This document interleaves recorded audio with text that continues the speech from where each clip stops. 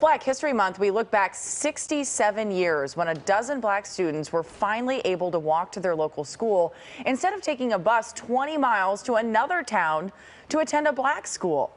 Brown versus the Board of Education opened the door for these students, but the welcome mat was never really rolled out. KCAL News anchor Amy Johnson recently spoke with Jo Ann Boyce, a member of the Clinton Dozen.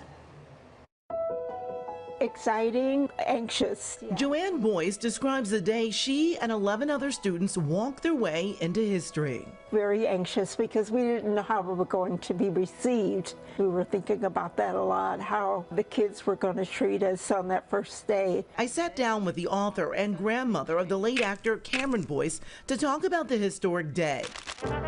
It was August 1956 when the 12 black students would enter a white school in Clinton, Tennessee. Integrating Clinton High School, they would soon be known as the Clinton 12, trailblazers following the ruling on Brown versus the Board of Education. It is the opinion of this court that desegregation. She says that first day was rather quiet. It was kind of like when you go to a new school, people kind of check you out. And I think the anxiousness was the same thing. We hadn't been there before. We didn't know what things were going to be like. But no, we weren't afraid, not on that first day.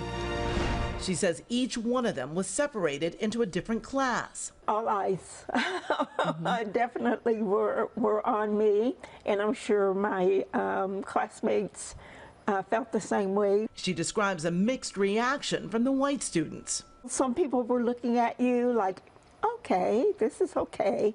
And others were looking at you like, I don't want her to be here. By the second day, the mood had certainly changed. She explained it all during an interview back then. They didn't want us at all. I could just see their hate in their heart. There was a guy who came to town who began to go around to houses and call people and say things like, you don't want your kids going to school with these N-word. The walk to school was different. And people had started to gather, and those people yelled dirty words at us and threw things at us. It started to get creepy and scary. The torment didn't stay outside. It followed them into the school. When we got inside the school, most of the children were very nice to us. And then there were some, you could tell that they didn't want us there. They really showed it in a big way. They put signs on lockers and told us to get out, and they threw paper at us, and they shoved us in the halls, and they threw chalk at us, and said all sorts of nasty things. And it just made me feel bad, and I couldn't concentrate at all on my lessons. Soon the violence spread through the town, and the governor was forced to call in the National Guard. In the midst of all of the anger and fear and everything that was happening, do you remember any kind people? Were there kind people that seemed to welcome you and embrace you? Yes, there was one in particular. She was a teacher. Her name was Mrs. Anderson. She says most of the white students were just too afraid. Those who tried to be kind to us were fearful, and they backed off. Of the Clinton 12, only 2 graduated from there. Yes. When you look back now, do you wish you had stayed, or are you glad you left? I always wish I'd stayed. I never wanted to leave. When I was 15, and my mother said, we're going.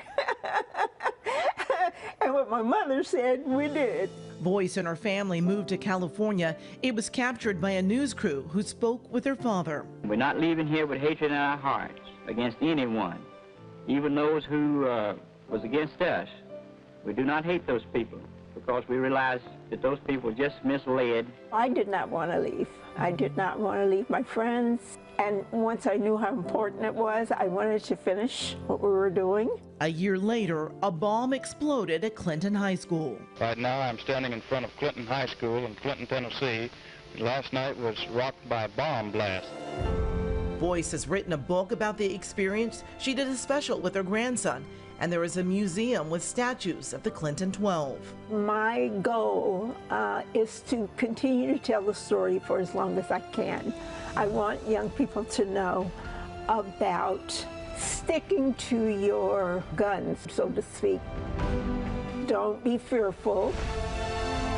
Walk the path that you have to sometimes in order to get the right things done.